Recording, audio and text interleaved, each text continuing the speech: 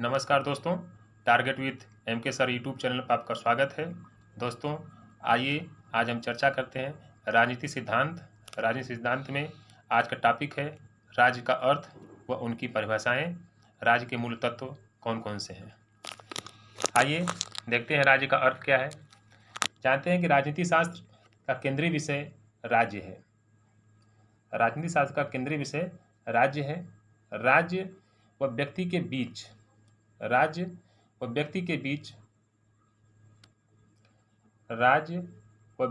बीच संबंधों का अध्ययन राजनीति कहलाता है। यानी राजनीति किसे कहते हैं? राजनीति शास्त्र का जो केंद्रीय विषय होता है वह राज्य है।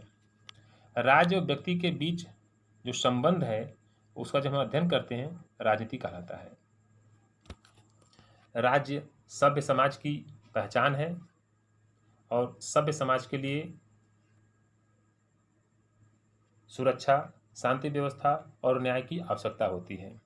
और इसी को बनाए रखने के लिए यानी सुरक्षा, शांति, न्याय की जो व्यवस्थाएं होती हैं, इसी को बनाए रखने के लिए राज्य अस्तित्व में आता है।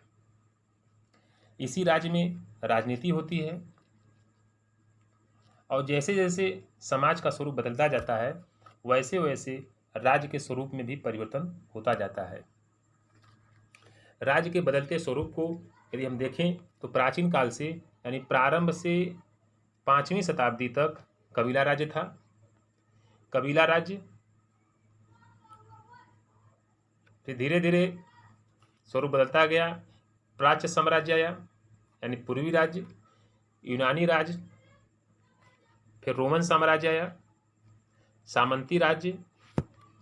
उसके बाद 16वीं शताब्दी यानी कि 16वीं शताब्दी में राष्ट्र राज्य का उदय हुआ। दोस्तों, पुनर्जागरण आंदोलन, धर्म सुधार आंदोलन एवं व्यापारिक क्रांति के परिणाम स्वरूप जब सामंती राज्य यानी रोमन साम्राज्य जब अंत हुआ 16वीं शताब्दी में राष्ट्र राज्य का उदय हुआ। राष्ट्र राज्य का उदय हुआ और इसी के साथ आधुनिक काल का जन्म हुआ। आइए देखते हैं राज्य के निर्माणक तत्व यानी कि राज्य किसे कहते हैं उनके बारे में देखते हैं।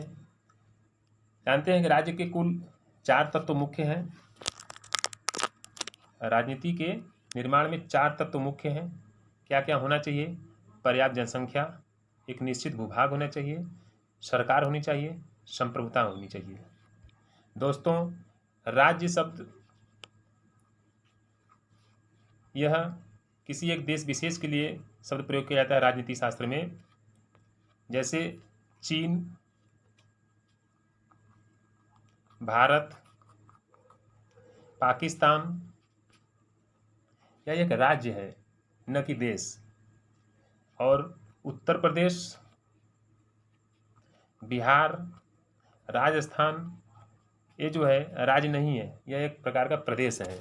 ठीक है, तो किसी राज्य को बनने के लिए यह 4 महत्वपूर्ण उनके तत्व हैं। अगर ये चारों तत्व दिखाई दे रहे हैं तो उसे हम राज्य कहेंगे।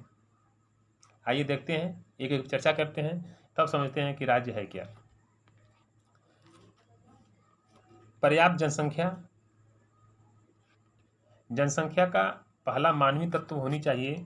राज्य के निर्माण के लिए कितनी जनसंख्या हो यह निश्चित नहीं है, इसलिए चीन, भारत जैसे विशाल आबादी वाले राज्य हैं, वहीं मॉरिशस, मोरक्को जैसे कम आबादी वाले भी राज्य हैं। अरस्तु ने पर्याप्त जनसंख्या का प्रयोग किया है। अरस्तु राज्य के लिए बताते हैं कि किसी राज्य में पर्याप्त जनसंख्या होनी चाहिए। अरस्तु कहता है कि राज्य की जनसंख्या इतनी अधिक न हो कि वह आत्मनिर्भर न बन सके और जनसंख्या इतनी कम न हो कि वह अपनी सुरक्षा न कर सके, अपनी सुरक्षा न कर सके। कहने का मतलब कह रहा है कि अरस्तु ने कथन है, एक प्रश्न पूछा गया था कि राज्य की जनसंख्या इतनी अधिक न हो कि वह आत्मनिर्भर ना बन सके और जनसंख्या इतनी कम भी ना हो कि वह अपनी सुरक्षा न कर सके। अरस्तु ने 1 लाख की जनसंख्या को अपनी पर्याप्त जनसंख्या माना है कि 1 लाख जनसंख्या किसी नगर में अगर है तो पर्याप्त जनसंख्या है। यानी अरस्तु ने 1 लाख की जनसंख्या को पर्याप्त जनसंख्या बताया और उसमें से 10%, 1 लाख का 10% यानी 10,000 नागरिक होंगे। प्लेटो ने आदर्श राज्य की जनसंख्या 5,040 बताया है। LT 2018 में पूछा गया था प्रश्न कि प्लेटो ने आदर्श राज्य की जनसंख्या के लिए कितना संख्या माना है, तो 5,040 माने हैं। रूसो ने भी आदर्श राज्य की जनसंख्या 10,000 माना है। आइए दूसरा है एक निश्चित भूभाग। यहाँ भूभाग का आशय है कि स्थल मंडल, जल मंडल और वायुमंडल तीनों से है। निश्चित यानी कह रहा है निश्चित भूभाग, तो निश्चित का शाब्दिक अर्थ है कि राज्य तभी अस्तित्व में आता है जब उसकी सीमाएं निश्चित हो। यदि सीमाएं विवाद में तभी राज्य होगा। अगर सीमाएं मान लीजिए विवाद में, जैसे भारत और चाइना, भारत और पाकिस्तान विवाद में है, लेकिन तभी राज्य माना जाएगा, लेकिन वह खुशहाल राज्य नहीं होगा। यदि किसी की दूरी, यदि कोई राज्य है अगर उसकी दूरी समुद्र से लगती है, तो वह समुद्र में 12 नाटिकल मील, समुद्र में 12 नाटिकल मील या 15 मील जल निमग्न तट भी कहा जाएगा उस राज्य की। अरस्तु ने समुद्र में 3 मील, अरस्तु ने समुद्र में 3 मील या 12 मील की दूरी को अपना भूक्षेत्र माना है। दोस्तों, सीले, हाल, दुग्बी ये भूमि को आवश्यक तो नहीं मानते हैं। यहाँ से प्रश्न पूछा गया था, पीजीटी में पूछा गया था कि निम्न में से कौन दार्शनिक है जो भूमि को राज्य का आवश्यक तत्व नहीं मानते हैं, तो इसमें ऑप्शन दिया था दुग्बी। तो सीले, हाल एवं दुग्बी ये भूमि को आवश्यक तत्व नहीं मानते हैं, जबकि मैक्स वेबर, कलबर, वुडरो विल्सन भूमि को राज्य का आवश्यक तत्व मानते हैं। तीसरी विशेषता इसकी है सरकार की।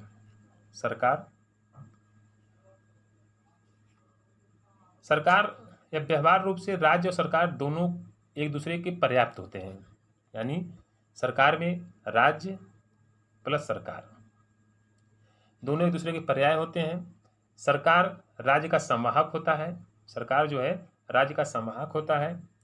राज्य की नीतियों को राष्ट्रीय व अंतर्राष्ट्रीय स्तर पर सरकार व्यक्त करती है। कोई राज्य नीति बना रहा है तो उसे व्यक्त करने के लिए अंतर्राष्ट्रीय मंच पर सरकार का कार्य है। सरकार की अच्छाई और बुराई से राज्य की अच्छाई और बुराई तय होती है कि कौन सा राज्य अच्छा है, कौन सा राज्य बुरा है। सरकार के स्वरूप से राज्य का स्वरूप तय होता है। एक व्यक्ति की सरकार है तो राजतंत्र, कुछ व्यक्तियों की सरकार है तो कुलीन तंत्र, और बहुत सारे व्यक्तियों की सरकार है तो लोकतंत्र होता है। जब उसी राज्य में हिटलर की सत्ता थी तो जर्मनी को फांसीवाद राज्य कहा गया था, और उसी राज्य में जब जनता के द्वारा सरकार चुनी गई तो उसी राज्य को लोकतांत्रिक राज्य कहा गया।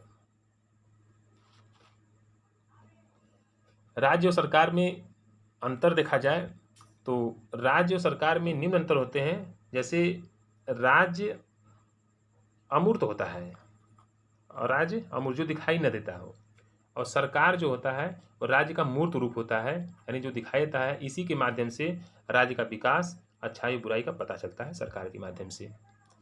राज्य की सदस्यता अनिवार्य होती है। किसी भी राज्य का अगर मुझे सदस्य बनना है तो उसकी सदस्यता अनिवार्य होती है, जबकि सरकार की सदस्यता अनिवार्य नहीं होती है।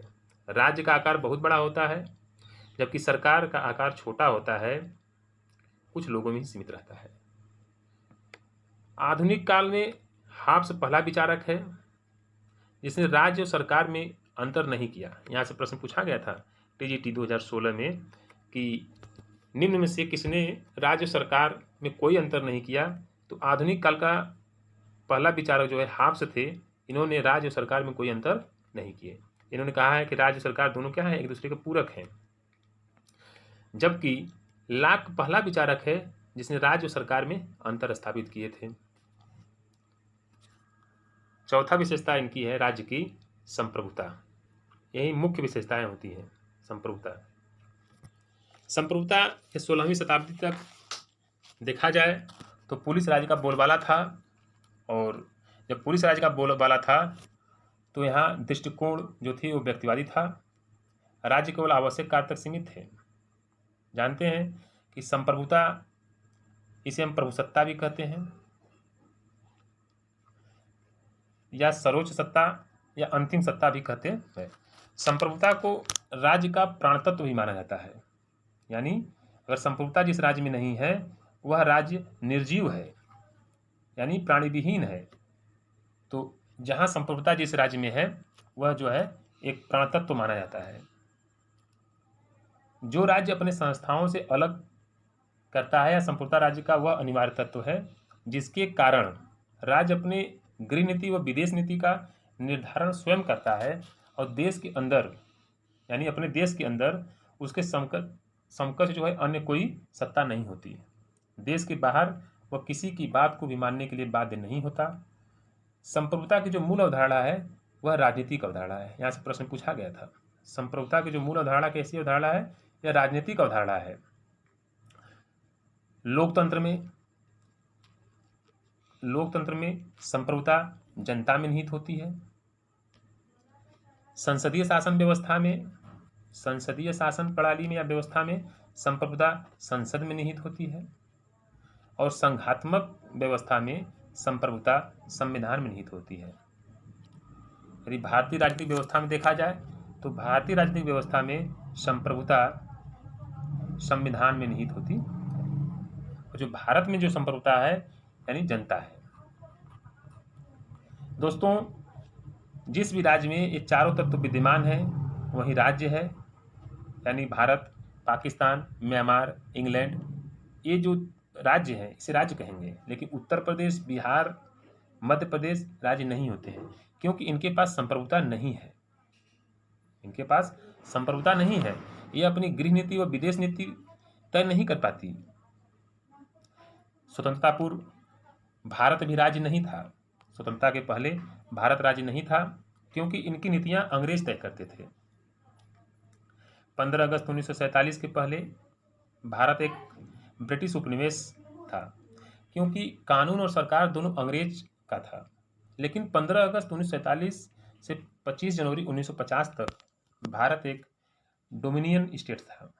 डोमिनियन स्टेट्स यानी सरकार भारत की होती थी और कानून जो बनाते थे, जो कानून का निर्धारण होता था वो अंग्रेज करते थे, यानी ब्रिटिश करते थे। हम जानते हैं कि राज्य के मुख्य रूप से दो कार्य हैं। कौन कौन से कार्य हैं देखिए, एक है लोक कल्याणकारी राज्य और दूसरा होता है आवश्यक कार्य। दूसरा है आवश्यक कार्य। देखा जाए तो 16वीं शताब्दी से लेकर 19वीं शताब्दी तक पुलिस राज्य था और यहाँ का दृष्टिकोण जो व्यक्तिवादी था। राज्य केवल आवश्यक कार्य करते थे और उसी तक सीमित रहते थे। तो राज्य के जो आवश्यक कार्य थे वो मुख्य 3 कार्य थे। आवश्यक कार्य में 3 कार्य थे जो कि सेना, सुरक्षा यानी शांति व्यवस्था बनाए रखना और तीसरा जो है न्याय प्रदान करना। यही 3 कार्य सरकार के थे। लेकिन लोक कल्याणकारी जो कार्य थे उसका कोई लेना देना नहीं था।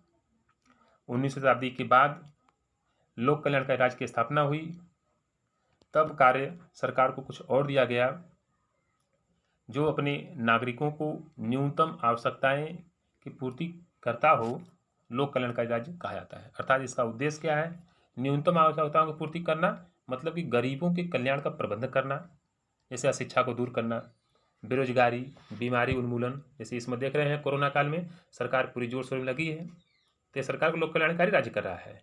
जबकि 16वीं शताब्दी में यह कार्य सरकार का नहीं था। सरकार छोड़ देती थी कि जो जाओ, जो करना है करिए। केवल 3 कार्य करती थी, जो है सेना, पुलिस और न्याय। यही 3 कार्य करती थी। लेकिन अब क्या है, लोक कल्याणकारी राज्य आ गया, जिसमें सरकार हर कार्य न्यूनतम आवश्यकताओं की पूर्ति करना, गरीबी दूर करना, बेरोजगारी दूर करना, आश्रय भाव दूर करना, दरिद्रता दूर करना, इनका कार्य हो गया।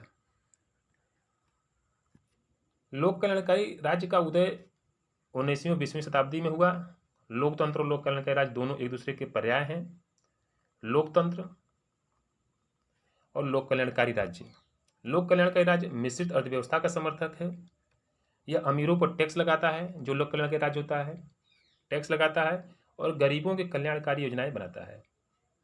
90 के दशक में उदारीकरण की प्रक्रिया शुरू होती है और इसके द्वारा लोक कल्याणकारी कार्यों के लिए धीरे धीरे कटौती की जा रही है और राज्य पुनः न्यूनतम किए जा रहे हैं ताकि लोग आत्मनिर्भर बन सकें। दोस्तों, आइए देखते हैं राज्य पर आधारित कुछ तथ्य हैं, यानी कुछ परिभाषाएं हैं, किसी विचारक के अनुसार देखा जाए। राज्य शब्द का पहली बार प्रयोग मैकियावेली ने अपनी पुस्तक द प्रिंस में किया था। प्राचीन काल में अरस्तु ने राज्य की सर्वश्रेष्ठ परिभाषा प्रस्तुत किया। अरस्तु कहते हैं कि राज्य को परिवारों व ग्रामों का संगठन बताया। प्राचीन काल सबसे पुरानी परिभाषा है अरस्तु का। ये कहते हैं कि राज्य क्या है? परिवारों व ग्रामों का संगठन है।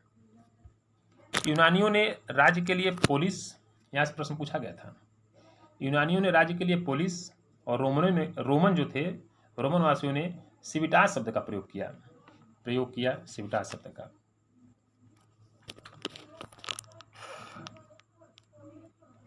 ब्राइस के अनुसार मध्ययुग अनिवार्यतः राजनीतिक था। प्लेटो ने राज्य की तुलना एक बड़े डील-डौल वाले मनुष्य की है। मतलब राज्य क्या है? एक डील-डौल वाले मनुष्य के समान है।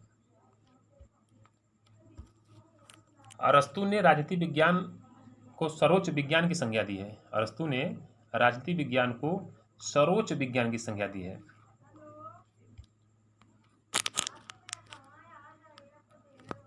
आधुनिक काल में राज्य की सर्वश्रेष्ठ परिभाषा गार्नर व गिलक्राइस्ट को माना जाता है। इनकी परिभाषाएं क्यों? क्योंकि इनके परिभाषाओं में चारों तत्व विद्यमान है। आइए देखते हैं। गार्नर क्या कहते हैं? गार्नर कहते हैं राज्य व्यक्तियों का ऐसा समूह है जो न्यूनाधिक यानी एक निश्चित भूभाग में रहता हो, देखिए भूभाग में रहता हो, तथा बाह्य नियंत्रण से पूर्णतया मुक्त होता हो और शासन तत्व के प्रति सभी निवासियों में स्वभावतः आज्ञा पालन की भावना होती है।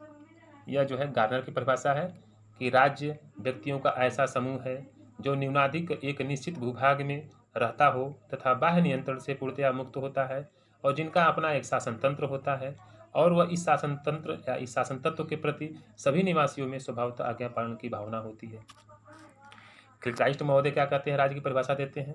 ये कहते हैं कि राज्य उसे कहते हैं जहाँ कुछ लोग एक निश्चित प्रदेश में एक सरकार के अधीन संगठित होते हैं तथा यह सरकार आंतरिक मामलों में अपनी जनता की परोक्षता को प्रकट करती है और बाहरी मामलों में अन्य सरकारों से स्वतंत्र होती है, यानी किसी का दबाव नहीं होता है। ये गिलक्राइस्ट की परिभाषा है। गिलक्राइस्ट महोदय कहते हैं कि राज्य उसे कहते हैं जहाँ कुछ लोग एक निश्चित प्रदेश में एक सरकार के अधीन संगठित होते हैं। यह सरकार आंतरिक मामलों में अपनी जनता की परोक्षता को प्रकट करती है और बाहरी मामलों में अन्य सरकारों से स्वतंत्र होती है। ठीक है दोस्तों, आज के लिए बस इतना ही। धन्यवाद।